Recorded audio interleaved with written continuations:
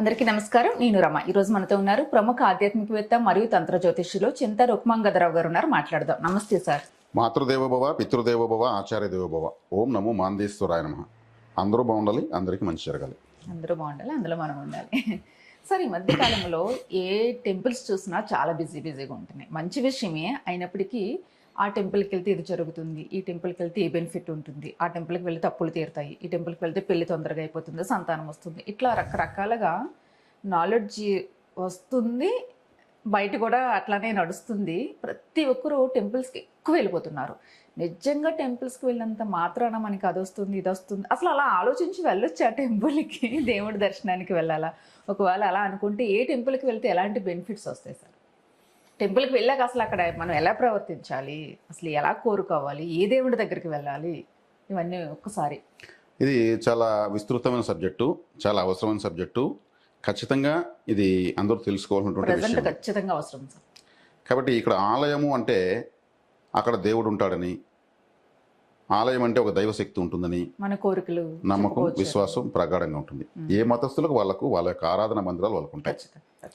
ప్రపంచమంతా దీన్ని ఫాలో అవుతుంది.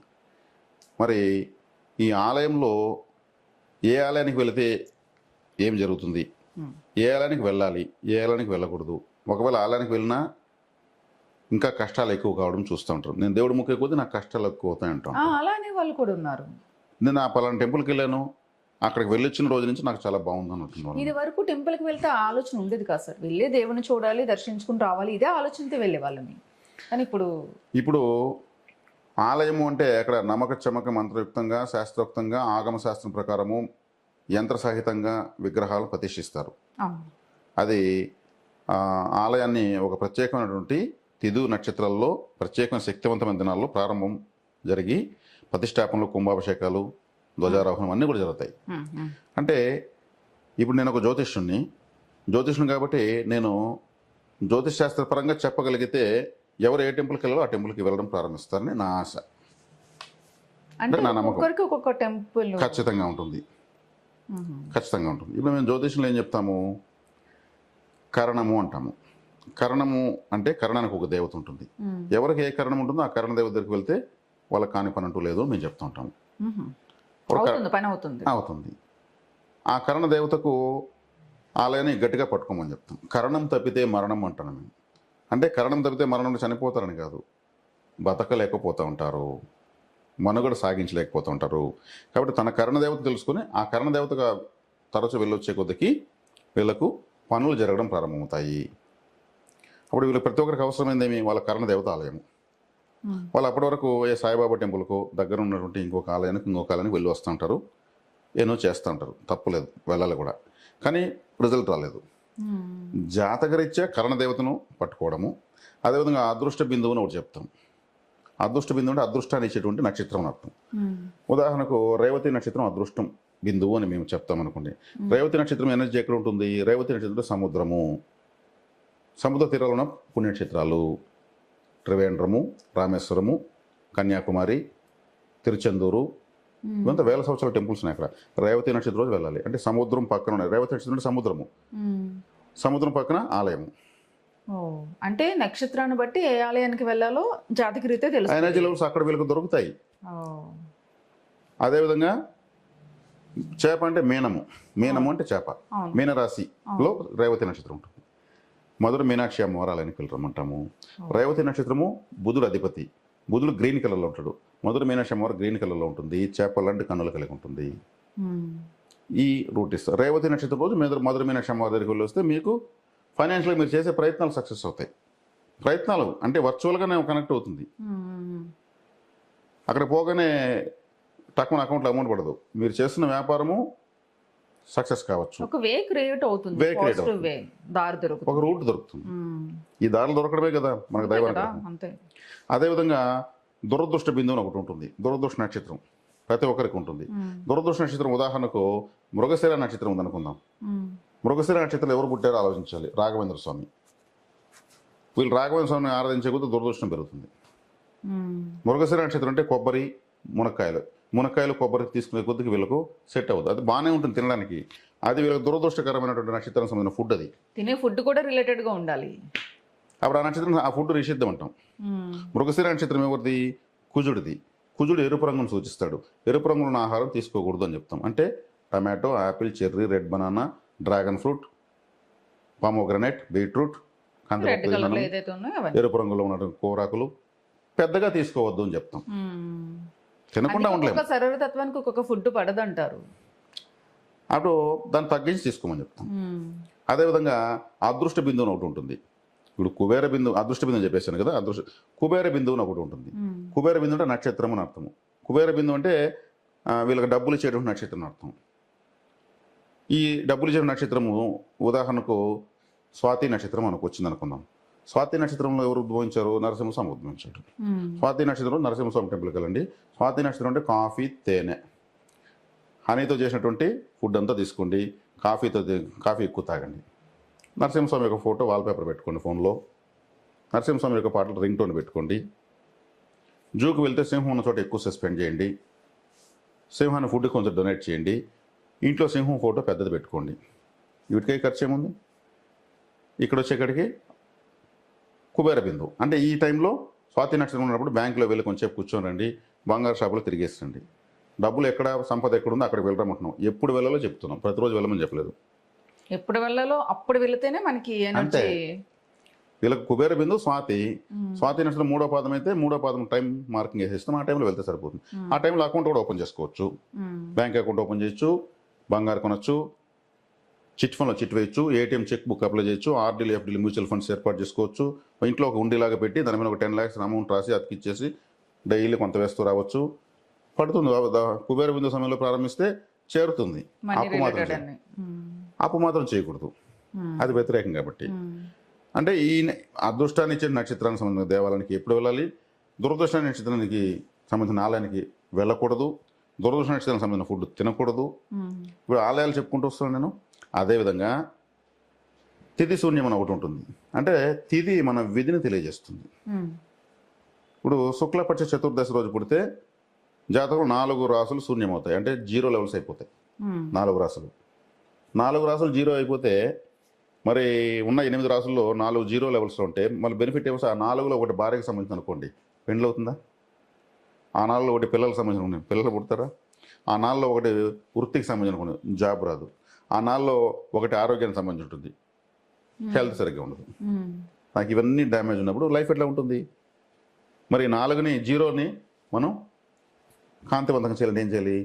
శరభేశ్వర ఆలయానికి వెళ్ళాలి. శరభేశ్వరుడు అని ఒక దేవత ఉన్నాడు. ఆ శరభేశ్వర ఆలయానికి ఎప్పుడు వెళ్ళాలి? రేపు అమావాస్య అంటే ఈరోజు, అంటే మాస శివరాత్రి రోజు శరభేశ్వరునికి వెళ్ళి అర్చన, అభిషేకము, లేదంటే మన వయసు ఎన్ని సంవత్సరాలు నిమిషాలు అక్కడ కూర్చొని రావాలి. టెంపుల్కి ఏ టెంపుల్కి వెళ్ళినా మన వయసు ఎన్ని సంవత్సరాలు అన్ని నిమిషాలన్నా కనీసం కూర్చోవాలి, అక్కడ ఉండాలి. ఏ ఆలయానికి వెళ్ళినా ఒకటి గమనించవచ్చు. దర్శనం అయిపోయినా వెళ్ళు అనిపిస్తుంది, మైండ్ బయట వచ్చేస్తారు ఫాస్ట్గా. దర్శనం అయిపోయింది వచ్చేస్తారు. దర్శనం అయిపోయిన ఉండలేరు, కర్మ తరుముతుంది. కానీ ఉండాలి, కూర్చోవాలి. ఎందుకు? కూర్చుంటే వచ్చిన బెనిఫిట్ ఏమి? ఓ ఫ్లవర్ మార్కెట్కి వెళ్తాము, ఒక గంట సేపు ఉంటాము, ఏం పిలుస్తామడా? పూల వాసనే పిలుస్తాం. పుల్లారెడ్డి నేతి మిఠాయి షాప్కి వెళ్తాం, ఓ అరగంట ఉంటాం, అక్కడ ఏం పిలుస్తాము? నేతి వాసనే పిలుస్తాం. ఓ డ్రైనేజీ పక్కన ఒక బస్ కోసం 1/2 hour ఉండాల్సి వస్తుంది, ఏం పిలుస్తాం? దుర్గంధాన్నే పిలుస్తాం. ఆలయంలో అరగంట గంట ఉంటాం, అక్కడ ఏం పిలుస్తాం? దైవశక్తినే పిలుస్తాం. కడుపు నిండా కరం ఉండనవదైతే కొంతమంది పరుగులు వచ్చేస్తాం. అవునవును. ఇప్పుడు శరభేశ్వర ఆలయం ఎక్కడుంది, ఎప్పుడు వెళ్ళాలి చెప్పించడం జరుగుతుంది. అంటే ఇక్కడ ప్రతి దశకు, ప్రతి గ్రహానికి ఒక టెంపుల్ ఉంటుంది. మా ఒక కనీసం 6-7 టెంపుల్ వచ్చేస్తాయి మేము ఇచ్చేటప్పుడు. ఈ టెంపుల్స్కి ఈ రోజులు మాత్రమే, ప్రతిరోజు వెళ్ళమని చెప్తే కూడా దానికి మీనింగ్ ఉండదు. పలానాప్పుడు పలానా టెంపుల్కి వెళ్ళాలి. సంవత్సరంలో కనీసం 2 సార్లు వెళ్ళాలి. సంవత్సరంలో 2 సార్లు వెళ్ళామా అంటే ప్రతి నెల నక్షత్రాలు అవే రిపీట్ అవుతూనే ఉంటాయి, లైఫ్ టైం అవుతూ ఉంటాయి. ఈ తిథులు మళ్ళీ లైఫ్ టైం రిపీట్ అవుతూనే ఉంటాయి. ఈ తిథులు, ఈ నక్షత్రాల్లో మేము 2 సార్లు వెళ్ళమంటాం కనీసంలో. అక్కడికి జాతకం యాక్టివేట్ అవుతుంది చెప్తాం. ఈ టెంపుల్లోనే మీకు పర్మిషన్ ఉంది, అనుమతి ఉంది. ఈ టెంపుల్ని గ్రహాలు యాక్టివేట్ అవుతాయి. గ్రహాలను అనుకూలంగా మార్చుకోవడమే జీవితము. పలానా గ్రహం బాగాలేదనేసి మనకు కనిపించిన గుడికంతా వెళ్ళడం వల్ల అక్కడ అనుగ్రహం రాదు, పర్మిషన్ లేదు బాబు. కలెక్టర్ దగ్గర పని ఉంటే కరెంట్ ఆఫీస్ ఏఈ దగ్గర పోతే పని అవుతుందా? 2 గవర్నమెంట్ ఆఫీసర్లే. అప్పుడే మనకి పోతున్న టెంపుల్ అంతా మనకు అనుమతి ఉందా? కొంతమందికి ఎన్ని టెంపుల్స్కి వెళ్ళినా అందుకే కష్టాలు ఏం కాబట్టి తెలియట్లేదు. వాళ్ళ జాతకరీత్యా వెళ్ళాల్సిన టెంపుల్ కాకుండా మిగిలిన టెంపుల్కి వెళ్తున్నారని అర్థం. కానీ గుడి ఏదైనా పాజిటివ్ వైబ్రేషన్ పాజిటివ్ వైబ్రేషన్స్ ఉంటుంది. కర్మ సిద్ధాంతాన్ని బట్టి మీకు అక్కడ మీ ఫైల్స్కి సిగ్నేచర్ పడుతుందా? 9 గ్రహాలకు 9 టెంపుల్స్ వస్తాయి. తిథి శూన్యానికి వస్తుంది. నిర్జీవ నక్షత్రం ఉంటుంది. ఉదాహరణకు 5వ స్థానం నిర్జీవమైంది. 5వ స్థానం నిర్జీవమైతే సంతానం కలగదు, పెండ్లు అవుతుంది అంతే. వీళ్ళు ఐవీఎఫ్ సెంటర్కి వెళ్తూ ఉంటారు, ఎన్ని లక్షలు ఖర్చు పెడతా ఉంటారు. అదే సో నక్షత్రం నిర్జీవమైంది కాబట్టి ఆ నక్షత్రం రోజు మేము ఒక టెంపుల్ చెప్తాం. ఆ టెంపుల్కి వెళ్ళి రావడం వల్ల వీళ్ళకు కన్ఫర్మ్ అవుతుంది, సంతానం కలుగుతుందా? అంతే. ఆ నిర్జీవత్వం యాక్టివేట్ అవుతుంది. అక్కడికి వెళ్ళొచ్చిన తర్వాత ట్రీట్మెంట్ సెట్ అయిపోతుంది. అంతవరకు ట్రీట్మెంట్ సెట్ కాదు. వైద్యం అవసరమే, దాన్ని మనం తక్కువ చేయకూడదు. అంటే రిజల్ట్ లేట్ కాకుండా ఎక్కువ మందుల ప్రయోగం చేయకూడదు కదా మనుషుల పైన. అవును. ఇంజక్షన్లకు ట్యాబ్లెట్లకు అప్పచెప్పకూడదు, దత్తత చేస్తున్నారు శరీరాన్ని. అలా కాకుండా సింపుల్ ట్రీట్మెంట్తో ఓ 10 లక్షలు కావాల్సింది ఓ 1,00,000 రూపాయలతో అయిపోతుంది, ఓ 1,00,000 కావాల్సింది ఓ 10,000తో అయిపోతుంది. మనకు ఆ మనీ సేవ్ అయింది, టైం సేవ్ అయింది, రిజల్ట్ వచ్చింది. అదే 7వ స్థానం నిర్జీవం అయితే వివాహం కాదు, అబ్బాయి ఒకడే, ఉన్నదంతా అతనికే, అమ్మాయి వస్తే కూర్చొని తినచ్చు, ఆస్తులు ఉన్నాయి, ఉద్యోగం ఉంది, డబ్బులు ఉంది, నగలు ఉంది, ఏమి పెట్టాల్సిన అవసరం లేదు, ఎదురు కట్నం ఇస్తాము అంటే కూడా వివాహం కాదు. అవతల అమ్మాయి నాకెందుకో నచ్చలేదు అంటుంది, ఇతనికి ఇక్కడ నిర్జీవం అయిపోయింది. లైఫ్ పార్ట్నర్ అనే ప్లేస్ నిర్జీవం ఉంటుంది. దాన్ని యాక్టివేట్ చేయాలి. దాన్ని యాక్టివేట్ చేయాలంటే అదొక టెంపుల్లో ఉంటుంది ఆ యాక్టివేషన్. ఇవంతా పవర్ బ్యాంక్స్, టెంపుల్స్ అనేవి పవర్ బ్యాంక్స్. అక్కడ పోతే ఛార్జ్ అయిపోతుంది. ఆ టెంపుల్కి వెళ్ళి రాగానే ఆ అమ్మాయి వారం ముందు వద్దన్న అమ్మాయి నేను చేసుకుంటాను అబ్బాయి అంటుంది, అంతే. ఇప్పుడు శుక్రుడు వక్రంగా ఉంటాడు, శుక్రగ్రహం వక్ర రివర్స్లో ఉంటుంది. ఆ రివర్స్లో ఉన్న అబ్బాయిలు ఏం చేయాలంటే, శుక్రుడు అంటే భార్య, ఒక సంబంధం చూస్తే ఆ అమ్మాయి నచ్చిందంటే వద్దని చెప్పాలి. నచ్చితే వద్దని చెప్పాలి. ఎందుకని? శుక్రుడు వక్రంలో ఉన్నాడు, రివర్స్లో ఉన్నాడు కాబట్టి వద్దని చెప్పి నెల తర్వాత మళ్ళీ అదే సంబంధం వీళ్ళు కంపల్సరీ వద్దంటే అమ్మాయి సెట్ అవుతుంది. వక్రం కదా, ఫస్ట్ వద్దని చెప్పి వక్రం చేసి మళ్ళీ వాళ్ళు మేము కావాలంటే సంవత్సరం కావాలంటే ఉంటాము, అబ్బాయిని అబ్బాయి మాకు అంటే రివర్స్ మెథడ్లో వెళ్ళాలి. గ్రహం వక్రం అయితే ఆ కారకత్వం వక్రం చేసి సక్రమం అవుతుంది. Minus plus. శుక్రుడు వక్రంగా ఉండేవాళ్ళు పోయిన చోట ఒప్పుకుంటా ఉంటారు, ఆ పక్క వాళ్ళు ఒప్పుకోరు. వీళ్ళు ఫస్ట్ రిజెక్ట్ చేస్తే ధైర్యం ఉండదు రిజెక్ట్ చేసేదానికి. వీళ్ళు రిజెక్ట్ చేస్తే ఆ వారు కనెక్ట్ అవుతుంది. ఇది లాజిక్. గ్రహం వక్రం కాకపోతే పర్లేదు, వక్రం అయి ఉంటే. శుక్రుడు అంటే భార్య, శుక్రుడే వక్రించాడు కాబట్టి నచ్చిన అమ్మాయినే వద్దు నేను తర్వాత ఆలోచించుకొని చెప్తానని వచ్చేయాలి. ఆ అమ్మాయి కనెక్ట్ అయిపోతుంది. నేను 6 నెలలైనా సరే ఉంటాను, సంవత్సరమైనా ఉంటాను, ఆ అబ్బాయి కోసం ఉంటుంది. మళ్ళీ వద్దు అని చెప్పి కట్టుకోవాలి, మళ్ళీ లైఫ్లో ట్రబుల్స్ రావు. అక్కడికి అది క్లియర్ అయిపోతుంది. అట్లా యోగ గ్రహం ఒకటి ఉంటుంది, అవయోగ గ్రహం ఒకటి ఉంటుంది. ఇప్పుడు అవయోగ గ్రహం గురువుగా వచ్చాడు అనుకుందాం. గురువు అంటే అందరూ శుభగ్రహం కదా, మరి ఇక్కడ అవయోగంగా వచ్చాడు. అవయోగం అంటే గురువు ఏమి ఇవ్వడం ఈ జాతకం అని అర్థము. గురువు నక్షత్రం ఏమి? పునర్వసు, విశాఖ, పూర్వభద్ర. ఈ 3 నక్షత్రాలు ఉన్నామని వివాహం చేసుకోకూడదు. అవయోగ గ్రహం నక్షత్రాలు. గురువారం రోజు ముహూర్తం పెట్టుకోకూడదు, గురువారం రోజు జాయినింగ్ కాకూడదు, గురువారం రోజు ప్రమాణ స్వీకారాలు, పదవి స్వీకరించడము, ప్రారంభోత్సవాలు చేయకూడదు. అవయోగము. గురువైనా కానీ పర్మిషన్ లేదు. గురువు సమయం ఆలయాలకు వెళ్ళకూడదు. దక్షిణామూర్తి, దత్తాత్రేయ, రాఘవేంద్ర స్వామి, వీరబ్రహ్మేంద్ర స్వామి, మహావతార బాబాజీ, రమణ మహర్షి, రామకృష్ణ పరమహంస, వీళ్ళంతా గురువులు. ఆరాధించకూడదు, పర్మిషన్ లేదు. అవయోగం. కుంభమేళకు వెళ్ళి సన్యాసులు సాధుల మధ్యలో పోయి మునిగితే ఏదో రింగులో చైన్లో దారిపోతాయి, నీళ్ళ పొడుస్తాయి. చాలామంది పోగొట్టుకున్నారు. అదే గురువు యోగి అయితే వీళ్ళందరూ ఫాలో కావచ్చు. అప్పుడు ఆలయాలకి, యోగ గ్రహం ఆలయాలకి ఎక్కువ వెళ్ళాలి, యోగం వస్తుంది. దీనికి best example cinema dancer come hero come director Raghava Lawrence అతని పేరు అంతే, క్రిస్టియన్. లారెన్స్ అనేది హిందూ టైటిల్ కాదు. అతను గురువును యాడ్ చేసుకుంటే గొప్ప స్థాయికి వెళ్తావు అని చెప్పిన తర్వాత రాఘవ లారెన్స్గా మారాడు. ఆయనకి రాఘవేంద్ర స్వామి అంటే చాలా రాఘవ లారెన్స్ హిందూ పేరు క్రిస్టియన్ పేరు రెండు మిక్స్ అయ్యి ఎక్కడికి వెళ్ళాడు? అసలు ఊహించే స్థాయికి వెళ్ళిపోయాడు. పట్టుకోండి గట్టిగా, ఇంకేం వేరే పూజించినట్టు తెలియదే, ఎక్కడికో వెళ్ళిపోయాడు. అది ఆలయం అంటే అలా పట్టుకోవాలి ఎవరైనా సరే. కనిపిస్తున్న వాళ్ళకి వెళ్ళొచ్చు, అక్కడ స్తంభాలు ఎటు ఉన్నాయి, పెయింటింగ్స్ ఎలా ఉన్నాయి, ఇక్కడ ఏం అరేంజ్మెంట్స్ ఉన్నాయి, ప్రసాదాలు అమ్ముతున్నారా లేదా ఉచిత భోజనం పెడుతున్నారా, ఇవన్నీ చూసి ఎంజాయ్ చేసి రావాలి. మనకు పర్మిషన్ ఉన్న ఆలయాలకి పర్ఫెక్ట్ టైం కనుక్కొని ఆ టైం వెళ్ళొచ్చేయాలి. వెళ్ళి అక్కడ కొంత టైం ఉండేసి రావాలి. అప్పుడు ఆ శక్తి మనకు కనెక్ట్ అవుతుంది. ఇప్పుడు మనిషికి ఆక్సిజన్ అందలేదంటే నెబులైజర్ ఏదో పెడతారు. ఇక్కడ మనకు కూడా అడవి అలా ఆక్సిజన్ పెట్టుకోవడం, మన జీవితానికి కావాల్సిన ఆక్సిజన్, డెవలప్మెంట్కి కావాల్సిన ఆక్సిజన్ ఆ టెంపుల్లో పెట్టుకొని రావడం అంతే. ఇప్పుడు టెంపుల్స్ ఎలా తయారయ్యాయంటే టైంపాస్ సెంటర్ లాగా, ఒక ఫ్యాషన్ షో ఉంటుంది కదా, లేడీసు విపరీతమైన డెకరేషన్తో వస్తారు. లేడీస్ని చూస్తున్నారు ఎక్కువగా. ఏమి నగలు వేసుకొని వచ్చింది, శారీ ఏంటి, ఆ శారీ రేట్ ఎంత ఉంటుంది, nail polish, dress, lipstick A to Z కామన్గా వేసుకొని వస్తారు. మళ్ళీ దాన్ని కెమికల్తో కడిగేసి మరసోజు వేసే డ్రెస్ తినడం. ఇన్ని కాస్ట్యూమ్స్ దేవుడి దగ్గర చూపించారు. సాధారణంగా వెళ్ళాలి దేవుడి దగ్గరికి, సాధారణంగా ఇలాంటి ఆలోచనతో భావంతో వెళ్తే ఎక్కడ పుణ్యం వస్తుంది సార్? అసలు రాదు. నెగిటివిటీ నిజంగా భక్తిగా వెళ్ళే వాళ్ళు కూడా వీళ్ళని చూసి వాళ్ళ భక్తిని మర్చిపోతున్నారు. అది కూడా ఒక రకంగా పాపమే. వీళ్ళు డిస్టర్బ్ చేస్తున్నారు. కరెక్ట్. ఈ మధ్య టెంపుల్స్ దేవుడి దగ్గర మనం అలంకరించుకోవాలి. అలంకరించిన దేవుడిని మనం చూసి తరించదని వెళ్ళాలి. కొంతమంది ఫోన్లు చేసి నేను టెంపుల్కి వస్తున్నాను, నువ్వు టెంపుల్కి వచ్చే, మనం అక్కడ మాట్లాడుకుందాం. ఇంకెవరో వస్తారు, అరే ఈమెవరో ఆయన ఎవరో సంబంధం లేదు, వీళ్ళు ఇక్కడ కూర్చొని మాట్లాడుకున్నారేంటి, వాడేం చేస్తాడు, ఇంకొకరిగా ఫోన్ చేస్తాడు, వీళ్ళేంది ఇక్కడ కూర్చొని మాట్లాడుతుంటాడు. అంటే వీడు వచ్చిన పని మర్చిపోయాడు, దేవుడి గురించి మర్చిపోయాడు. అంటే ఆలయాలు ఎటువంటి వ్యవహారాలకు వాడుతున్నారు? భక్తిగా పోయిన వాడు కూడా భక్తి అక్కడ వస్తుందా, లేదంటే ఇంకేమైనా వస్తుందా? అంటే మనం సహజంగా చూస్తున్న విషయాలే. మరి ఈ మధ్య సాయిబాబా వాళ్ళు ఎక్కువ ఉపయోగించుకుంటారు. ఈ వాట్సాప్ అనేది రాకముందు సాయిబాబా వాళ్ళలో స్వామివారి గుడి వెనక వెళ్ళినప్పుడు వెనకాల ఉంటారు అమ్మాయో అబ్బాయో, ఆయన చీటీ ఇట్లా ఇస్తే ఆమె తీసుకుంటుంది, మళ్ళీ చదువుకుని ఇంకొక రౌండ్కి వచ్చి కూడా ఆ చీటీ కార్డు మార్చుకుంటాం. జరుగుతున్నాయి ఇలాంటివన్నీ ఖచ్చితంగా. అంటే సాయిబాబాని వీళ్ళ ప్రేమ కలాపాలకు.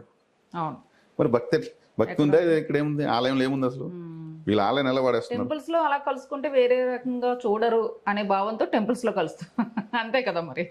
కాబట్టి మనము ఖచ్చితంగా ఏ ఆలయంలో మనకు పర్మిషన్ ఉంది, మన జాతకరీత్యా వ్యతిరేక గ్రహాన్ని కంట్రోల్ చేయడానికి, అనుకూల గ్రహాన్ని అభివృద్ధి చేసుకోవడానికి టెంపుల్స్ ఏవి ఆ లిస్ట్ ఒకటి మేము ఇచ్చేస్తాం. ఓకే. ఇప్పుడు ఏలినాటి శని ఉంది, సింపుల్. ఏలినాటి శని అంటే బాధ ఎక్కువ పడాలని, బాధకారకుడు శనే, అందుకే బాధలు ఎక్కువ కలుగుతాయి. శివాలయానికి ఎక్కువ వెళ్తే చాలు, ఏలినాటి శని పనిచేయదు. ఇది చాలామంది తెలియదు. ఐపు స్వామాల వేయడము, శని సింగనాపూర్ పోవడము, ఏమేం చేస్తుంటాం. అవును, అవసరం లేదు. ఓకే, వెళ్ళే వాళ్ళు వెళ్ళగలరు, వెళ్ళని తప్పలేదు.